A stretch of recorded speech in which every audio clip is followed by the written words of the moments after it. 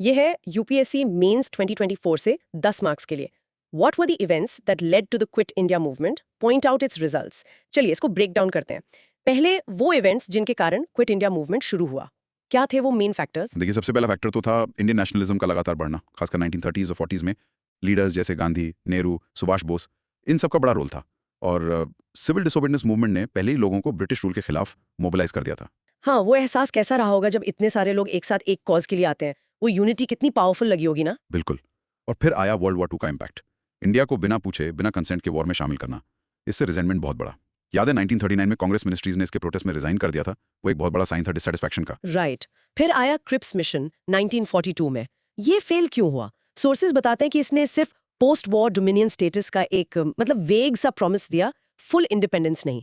गांधी जी ने इसे post dated cheque कहा था। ये फ्रेज क्या बताता है ब्रिटिश प्रोमिसेस पे ट्रस्ट के बारे में? शायद यही कि ट्रस्ट बिल्कुल खत्म हो चुका था। एग्जैक्टली। और ब्रिटिश लगातार सेल्फ रूल की डिमांड को रिजेक्ट कर रहे थे, वॉर के दौरान भी। इससे टेंशंस और बढ़ गए। तो कांग्रेस ने गांधी जी के अंडर इमीडिएट ब्रिटिश विड्रॉल की डिमांड की। प्रेशर बढ़ता जा रहा था। और फिर आखिर में महात्मा गांधी की लीडरशिप, उनका वो फेमस डू और डाई का कॉल अगस्त 1942 में, जिसने क्विट इंडिया मूवमेंट को ऑफिशियली लॉन्च किया। एकदम डिसाइसिव मूवमेंट था, है ना? एक तरह से पॉइंट ऑफ नो रिटर्न जैसा। हाँ, बिल्कुल टर्निंग पॉइंट था वो। ओके, अब रिजल्ट्स देखते हैं मूवमेंट ने क्या अचीव किया। पहला पॉइंट है यूनिफाइड नेशनल स्पिरिट, मतलब अलग अलग सेक्शंस के लोग, किसान, स्टूडेंट्स, वर्कर्स, सब साथ आए पूरे इंडिया में इंडिपेंडेंस के कॉमन गोल के लिए। सोचो वो एनर्जी कैसी रही होगी। हाँ, पर ब्रिटिश रिस्पॉन्स भी काफी हार्श था। रिप्रेशन बढ़ गया, मास अरेस्ट हुए, बहुत सख्ती हुई। हजारों लीडर्स, बड़े नाम जैसे गांधी और नेहरू भी शामिल थे, उनको डिटेन किया गया। इससे पता चलता है कि लोगों ने कितना बड़ा रिस्क लिया था। आजादी की कीमत तो थी। एक इंटरेस्टिंग चीज हुई थी, इमर्जेंस ऑफ पैरेलल गवर्नमेंट्स कुछ एरियाज में। जैसे सोर्सेज में नाम आता है वाईबी चौहान का सतारा में और बलिया में चित्तू पांडे का। इन्होंने लोकल सेल्फ रूल इनिशिएटिव्स शुरू किए। ये तो ब्रिटिश अथॉरिटी को सीधा चैलेंज था। कभी सोचा है ऐसी छोटी लोकल गवर्नमेंट्स कैसे फंक्शन करती होंगी उस टाइम, लिमिटेड रिसोर्सेज के साथ? जरूर, बहुत मुश्किल रहा होगा। और इस मूवमेंट ने इंडियन नेशनल कांग्रेस को और भी स्ट्रांग बनाया, एक सेंट्रल फोर्स के रूप में। उनकी लीडरशिप और रीच पक्की हो गई। और इंटरनेशनली भी काफी अटेंशन मिला। यूएस जैसे देश इंडिया की सेल्फ रूल की डिमांड को सपोर्ट करने लगे। ग्लोबल परसेप्शन भी मैटर करता है ना, किसी देश की इमेज दुनिया में उसके कॉज को कैसे इंपैक्ट कर सकती है। तो चलिए क्वेश्चन 1 का रीकैप करते हैं। What were the events that led to the Quit India movement? Point out its results. UPSC Mains 2024, 10 marks. Events थे बढ़ता हुआ इंडियन नेशनलिज्म, वर्ल्ड वॉर 2 का इम्पैक्ट, क्रिप्स मिशन का फेलियर, ब्रिटिश का सेल्फ रूल मना करना और गांधी जी का डू और डाई कॉल। और रिजल्ट्स, यूनिफाइड नेशनल स्पिरिट, सख्त ब्रिटिश रिप्रेशन, पैरेलल गवर्नमेंट्स का उभरना, इंडियन नेशनल कांग्रेस का स्ट्रांग होना और इंटरनेशनल सपोर्ट बढ़ना। अच्छा, अब अगर ये किसी दोस्त को समझाना हो तो अपने शब्दों में क्विट इंडिया मूवमेंट की सबसे इंपॉर्टेंट बात या कोर मैसेज क्या बताओगे? कोशिश करो याद करके समराइज करने की, इससे मेमोरी पक्की होती है। हाँ, ये एक अच्छी एक्सरसाइज है। अब अगले सवाल पर चलते हैं। ये है यूपीएससी मेंस 2021 से 15 मार्क्स का। Bring out the constructive programs of Mahatma Gandhi during non-cooperation movement and civil disobedience movement. यहाँ फोकस सिर्फ प्रोटेस्ट्स पर नहीं बल्कि गांधी जी के कंस्ट्रक्टिव नेशन बिल्डिंग काम पर भी है। बिल्कुल, Gandhi ji non violent resistance के साथ सोशल और इकोनॉमिक इंप्रूवमेंट पर भी जोर देते थे। तो नॉन कोऑपरेशन मूवमेंट जो 1920 से 22 तक चला, उस टाइम उनके कंस्ट्रक्टिव प्रोग्राम्स क्या थे? सबसे पहले स्वदेशी और बॉयकॉट ऑफ फॉरेन गुड्स। इसका मकसद था सेल्फ रिलायंस बढ़ाना, लोकल इंडस्ट्रीज को बूस्ट देना और ब्रिटिश इंपोर्ट्स पर डिपेंडेंसी कम करना। जैसे ब्रिटिश टेक्सटाइल्स का बॉयकॉट हुआ तो इंडियन हैंडलूम्स की डिमांड बढ़ गई। ये प्रैक्टिकल इकोनॉमिक्स थी। आज भी लोकल इकोनॉमी को सपोर्ट करना कितना इफेक्टिव हो सकता है। हाँ, और इससे जुड़ा था खादी का प्रमोशन। खादी प्रोडक्शन को एनकरेज करके गांधी जी ने रूरल एरियाज में जॉब्स क्रिएट करने की कोशिश की। ये सिंपल लिविंग, हाई थिंकिंग और इकोनॉमिक एम्पावरमेंट का ब्लेंड था। हिंदू मुस्लिम यूनिटी पर भी बहुत फोकस था, जैसे खिलाफत मूवमेंट को सपोर्ट करना। इससे मुस्लिम कम्युनिटी का एनसीएम को काफी सपोर्ट मिला। सोचो उस टाइम ऐसी डाइवर्स सोसाइटी में यूनिटी मेंटेन करना कितना जरूरी रहा होगा। क्या चैलेंजेस आए होंगे इसमें? जरूर आए होंगे। एजुकेशन में भी बदलाव लाए। नेशनल स्कूल्स और कॉलेजेस एस्टैब्लिश हुए जहां वोकेशनल ट्रेनिंग और सेल्फ रिलायंस पर जोर दिया गया। ये कन्वेंशनल ब्रिटिश एजुकेशन सिस्टम से काफी अलग अप्रोच थी। एजुकेशन को ज्यादा प्रैक्टिकल और एम्पावरिंग बनाने की कोशिश थी। सही कहा। अब आते हैं सिविल डिसोबीडियंस मूवमेंट सीडीएम पर, जो 1930 से 34 तक चला। इस दौरान के कंस्ट्रक्टिव प्रोग्राम्स क्या थे? सॉल्ट सत्याग्रह तो फेमस है ही। समुद्र के पानी से नमक बनाना एक अन्यायपूर्ण कानून को तोड़ने का एक शक्तिशाली प्रतीक था सिविल डिसोबीडियंस के जरिए। लेकिन और क्या था कंस्ट्रक्टिव एजेंडा में? विलेज इंप्रूवमेंट पर फोकस था। गांधी जी ने गांवों की प्रगति पर ध्यान दिया, self sufficiency, sanitation, economic progress, जैसे सड़कें बनाना, कुएं खोदना, खेती के तरीके सुधारना। ये ग्रास रूट्स लेवल पर चेंज लाने की कोशिश थी। क्या आज भी विलेज इंप्रूवमेंट उतना ही जरूरी है जितना तब था? हाँ, बिल्कुल। Prohibition of alcohol and drugs भी प्रमोट किया गया, सोशल कंडीशंस और पब्लिक हेल्थ सुधारने के लिए। टेम्परेंस सोसाइटीज बनी। ऐसे सोशल रिफॉर्म्स कितने इफेक्टिव हो सकते हैं, खासकर जब वो एक बड़े पॉलिटिकल मूवमेंट के साथ चल रहे हों? क्या ये एक दूसरे को सपोर्ट करते हैं? जरूर करते हैं। और एक बहुत इंपॉर्टेंट एस्पेक्ट था विमेन्स एम्पावरमेंट। गांधी जी ने चाइल्ड मैरिज, डाउरी जैसे सोशल इवल्स के खिलाफ कैंपेन किया और विमेन्स एजुकेशन को प्रमोट किया। इससे पब्लिक स्फीयर में फीमेल पार्टिसिपेशन काफी बढ़ा। ये उस जमाने के हिसाब से काफी रेवोल्यूशनरी था। ऐसी प्रोग्रेसिव सोच का सोसाइटी पर कितना गहरा लॉन्ग टर्म इम्पैक्ट पड़ता है? बहुत ज्यादा। ओके, तो क्वेश्चन 2 का रिकैप करते हैं। Bring out the constructive programmes of Mahatma Gandhi during non cooperation movement and civil disobedience movement. UPSC mains 2021 15 marks. NCM 1920-22 के दौरान प्रोग्राम्स थे स्वदेशी और बॉयकॉट, खादी का प्रमोशन, हिंदू मुस्लिम यूनिटी जैसे खिलाफत सपोर्ट, और नेशनल एजुकेशन, सेल्फ रिलायंस पे फोकस। और सीडीएम 1930-34 के दौरान symbolic salt satyagraha, village improvement, sanitation, self sufficiency, prohibition of alcohol drugs और importantly women's empowerment, social evils के अगेंस्ट कैंपेन, एजुकेशन प्रमोशन। अब तुम अपने शब्दों में बताओ, इन कंस्ट्रक्टिव प्रोग्राम्स का मेन गोल क्या था? गांधी जी ये कंस्ट्रक्टिव काम फ्रीडम स्ट्रगल के साथ इतना जरूरी क्यों समझते थे? याद करके कनेक्शन एक्सप्लेन करने की कोशिश करो। हाँ, इससे उनका ओवरऑल विजन समझ में आता है। बिल्कुल। चलिए तीसरा सवाल देखते हैं। यह है यूपीएससी मेंस 2019 से 15 मार्क्स का। Many voices had strengthened and enriched the nationalist movement during the Gandhian phase. Elaborate. मतलब गांधीयन फेज में यानी रफली 1920s से 1940s तक गांधी जी के अलावा और कौन से लोग या ग्रुप्स थे जिन्होंने फ्रीडम स्ट्रगल को स्ट्रॉन्ग बनाया और इनरिच किया? देखिए, ऑब्वियसली गांधीयन आइडियोलॉजी तो सेंट्रल थी ही। उनका सत्याग्रह, स्वराज का कॉन्सेप्ट, जी। Non cooperation, salt march, quit India जैसे कैंपेन्स ने लोगों को मोबिलाइज किया। लेकिन हाँ, और भी बहुत लोग थे। कौन थे वो? सोर्सेज बताते हैं सोशलिस्ट्स एंड कम्युनिस्ट्स के बारे में। इसमें बड़े नेता जैसे जवाहरलाल नेहरू और सुभाष चंद्र बोस अपने शुरुआती फेज में भी थे। उन्होंने सोशल और इकोनॉमिक इक्वालिटी पर जोर दिया।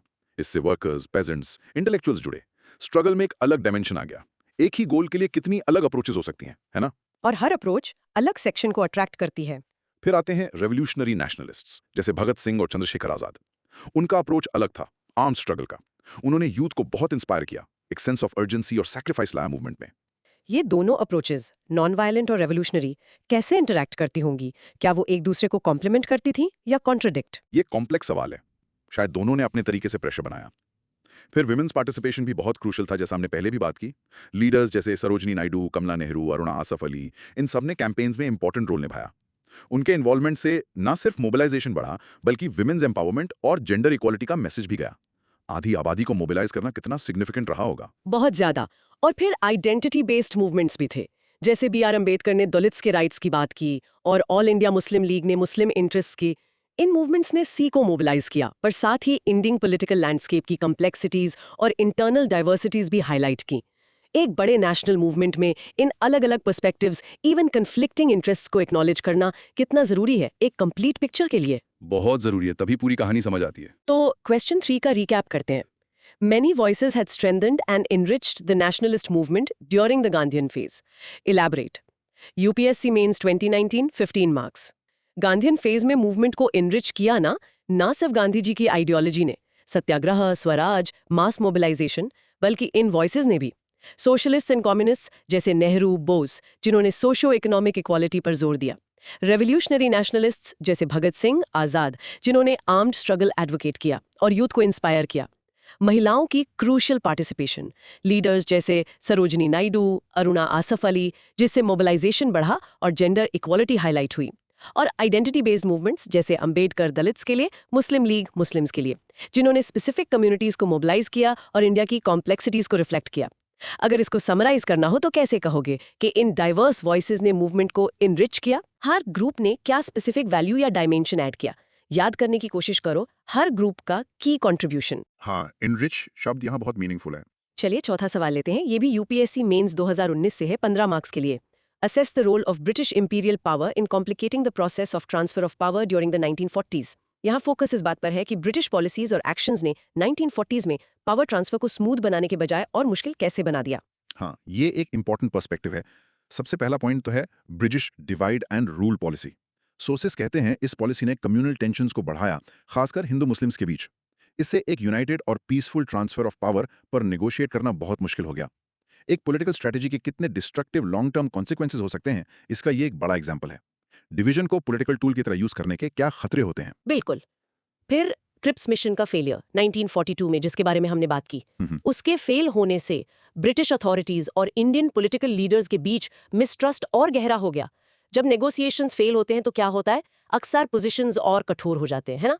हाँ, और पोटेंशियल फॉर कॉन्फ्लिक्ट बढ़ जाता है। उसके बाद वेवल प्लान और सिमला कॉन्फ्रेंस भी फेल हो गए। क्यों?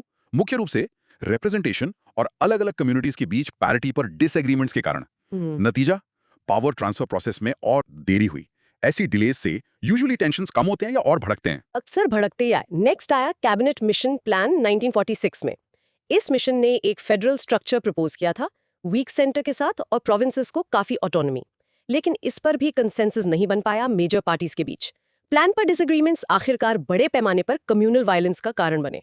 ये दिखाता है कि म्यूचुअली अग्रीबल सोल्यूशन ढूंढना कितना मुश्किल था उस माहौल में। 1947 लॉर्ड माउंटबैटन, जो आखिरी वाइसरॉय थे, उन्होंने इंडिया को 2 अलग डोमिनियंस में पार्टीशन करने का प्रपोज किया, इंडिया और पाकिस्तान। सोर्सेस कहते हैं ये प्रोसेस बहुत जल्दी में किया गया और पुअरली एग्जीक्यूट हुआ। इसके नतीजे में अनप्रेसिडेंटेड हिंसा हुई, मास डिस्प्लेसमेंट हुआ और बेहिसाब लोगों की जानें गई। इस पार्टीशन की लेगेसी आज तक इंडियन सबकॉन्टिनेंट के पॉलिटिकल और सोशल लैंडस्केप को शेप करती है। क्या हिस्टोरिकल डिसीजंस, खासकर जो जल्दी में लिए जाते हैं, उनका इतना गहरा और लॉन्ग लास्टिंग इफेक्ट हो सकता है? हाँ, बिल्कुल हो सकता है। तो क्वेश्चन 4 का रिकैप करते हैं। Assess the role of British imperial power in complicating the process of transfer of power during the 1940s। UPSC mains 2019 15 marks. British role complex था और अक्सर काउंटर प्रोडक्टिव। की कॉम्प्लिकेटिंग फैक्टर्स थे उनकी लंबी डिवाइड एंड रूल पॉलिसी, जिसने communal tensions बढ़ाए, important negotiations का फेलियर जैसे क्रिप्स मिशन 1942 जिसने मिसट्रस्ट बढ़ाया, बाद के एफर्ट्स का फेलियर जैसे वेवल प्लान और सिमला कॉन्फ्रेंस 1945 जिससे डिलेज हुए, कैबिनेट मिशन प्लान 1946 का कंसेंसस ना बना पाना जिससे हिंसा बढ़ी, और आखिर में जल्दी में किया गया माउंटबैटन प्लान जिससे पार्टीशन हुआ 1947। अगर इसका मैं टेक अवे बताना हो तो क्या होगा? ब्रिटिश एक्शंस या शायद उनकी फेलियर्स ने कैसे पार्टीशन के फाइनल ट्रैजिक आउटकम को शेप किया? सोचो, क्या कुछ अलग किया जा सकता था? ये सोचने वाली बात है। शायद अलग अप्रोच से नतीजे कुछ और होते। और अब आज का आखिरी सवाल, यूपीएससी मेंस 2019 से 10 मार्क्स के लिए।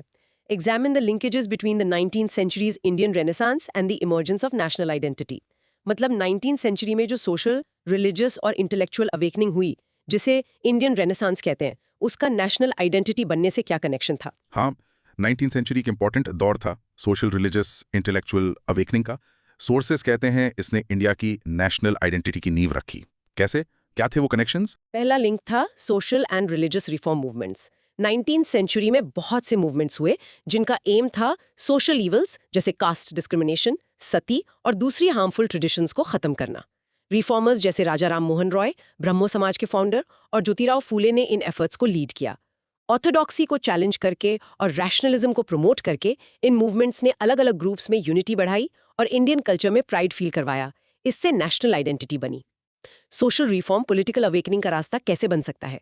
जब लोग सोशल चेंज के लिए यूनाइट होते हैं तो क्या वो पॉलिटिकल चेंज के लिए भी तैयार हो जाते हैं? शायद, हाँ। दूसरा इंपॉर्टेंट लिंक था rediscovery of Indian culture and heritage. Leaders जैसे स्वामी विवेकानंद और बाल गंगाधर तिलक ने कल्चरल रिवाइवल पर जोर दिया ताकि नेशनल प्राइड और आइडेंटिटी बन सके। इंडिया के रिच पास्ट और फिलोसफिकल ट्रेडिशंस को हाईलाइट करके उन्होंने इंडियंस के बीच एक शेयर्ड हिस्ट्री का सेंस डेवलप किया। अपनी रूट्स को जानना, अपनी हेरिटेज को रीडिस्कवर करना एक कलेक्टिव आइडेंटिटी बनाने के लिए इतना इंपॉर्टेंट क्यों होता है? अपनी पहचान के लिए जरूरी है। तीसरा link, development of modern education. Western education के आने से आयरॉनिकली इंडियंस को लिबर्टी, इक्वालिटी, नेशनलिज्म जैसे आइडियाज मिले। इससे एजुकेटेड एलीट के बीच सोशल और पॉलिटिकल डिस्कोर्स शुरू हुआ, जिन्होंने फिर कॉलोनियल रूल को चैलेंज करना शुरू किया और सेल्फ गवर्नेंस की एस्पिरेशन रखी। एजुकेशन एक तरह से क्रिटिकल थिंकिंग और चेंज एडवोकेट करने का टूल बन गई। एजुकेशन लोगों को अपने राइट्स मांगने के लिए कैसे एम्पावर करती है? नॉलेज से कॉन्फिडेंस आता है। और चौथा लिंक था प्रोमिनेंट लीडर्स और ऑर्गेनाइजेशंस का इन्फ्लुएंस। ऑर्गेनाइजेशन जैसे ब्रह्मो समाज, आर्य समाज, थियोसॉफिकल सोसाइटी ने सोशल रिलीजियस रिफॉर्म्स फैसिलिटेट किए और नए आइडियाज फैलाए। लीडर्स जैसे राजा राम मोहन रॉय, एनी बेसेंट ने इंडिया के कल्चरल और इंटेलेक्चुअल रिवाइवल को एडवोकेट किया। किसी मूवमेंट को स्ट्रक्चर और डायरेक्शन देने में ऑर्गेनाइजेशंस का रोल कितना इंपॉर्टेंट होता है? एक इंडिविजुअल एफर्ट और एक ऑर्गेनाइज्ड एफर्ट के इम्पैक्ट में क्या फर्क होता है? ऑर्गेनाइजेशन से ज्यादा इम्पैक्ट होता है। ओके, तो आखिरी सवाल क्वेश्चन 5 का recap. Examine the linkages between the 19th century's Indian Renaissance and the emergence of national identity. UPSC mains 2019 10 marks. Strong links थे, सोशो रिलीजियस रिफॉर्म्स ने यूनिटी लाई, कल्चरल रिवाइवल ने प्राइड जगाया, मॉडर्न एजुकेशन ने critical thinking दी और leaders organisations ने direction दी। इन सब ने मिलकर फ्रीडम स्ट्रगल का ग्राउंड वर्क तैयार किया। अब अपने शब्दों में बताओ, ये 19th century renaissance Indian nationalism के लिए एक फाउंडेशन कैसे बना? इसने कौन से जरूरी बिल्डिंग ब्लॉक्स प्रोवाइड किए? कनेक्शंस को समराइज करने की कोशिश करो। हाँ, फाउंडेशन शब्द बिल्कुल सही है इसके लिए। तो ये थी हमारी आज की डिटेल्ड चर्चा, जिसमें हमने इंडियन फ्रीडम स्ट्रगल के कुछ क्रूशल सवालों को देखा। क्विट इंडिया मूवमेंट से लेकर गांधी जी के कंस्ट्रक्टिव वर्क तक, डाइवर्स वॉइसेस से लेकर ब्रिटिश रोल और रेनेसांस के इम्पैक्ट तक। हमने कोशिश की कॉम्प्लेक्स हिस्ट्री को इन स्पेसिफिक क्वेश्चंस के जरिए अंडरस्टैंडेबल पार्ट्स में ब्रेक डाउन करने की। बिल्कुल, हर सवाल एक विंडो था उस टाइम के चैलेंजेस, स्ट्रैटेजीज और ट्रांसफॉर्मेशंस को समझने का। आइडिया सिर्फ फैक्ट्स बताना नहीं था, बल्कि इस पर सोचना था कि ये इवेंट्स क्यों मैटर करते हैं और कैसे जुड़कर इंडिया की इंडिपेंडेंस की कहानी बनाते हैं। एग्जैक्टली। अब एक फाइनल थॉट लिसनर्स के लिए छोड़ जाते हैं। हमने देखा कि फ्रीडम स्ट्रगल कितना कॉम्प्लेक्स था, कितने अलग अलग फैक्टर्स इन्वॉल्व थे, अलग अलग ideologies, personalities, British policies, internal social dynamics, global events, सब कुछ जुड़ा हुआ था। ये समझना कि हिस्ट्री में चीजें सिंपल ब्लैक एंड व्हाइट नहीं होती, बल्कि बहुत से शेड्स ऑफ ग्रे होते हैं, ये अंडरस्टैंडिंग आज के कॉम्प्लेक्स वर्ल्ड को नेविगेट करने में कैसे मदद कर सकती है, इस पर सोचना जरूर। सही बात है, हिस्ट्री से हम आज के लिए भी बहुत कुछ सीख सकते हैं। अगली बार फिर मिलेंगे एक नए सेट ऑफ सोर्सेज के साथ, एक नई एक्सप्लोरेशन पर। धन्यवाद। धन्यवाद।